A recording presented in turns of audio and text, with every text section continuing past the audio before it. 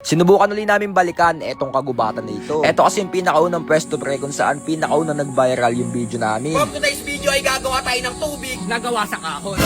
Nung una, akala ko din na matatapos yan kasi sabi ko, tangina, siguro ito na talaga yun. Kasi halos magkakasunod na yan, may gagamba pa nga dyan pre. Alam nyo ba na maliban sa mga gagambang ito,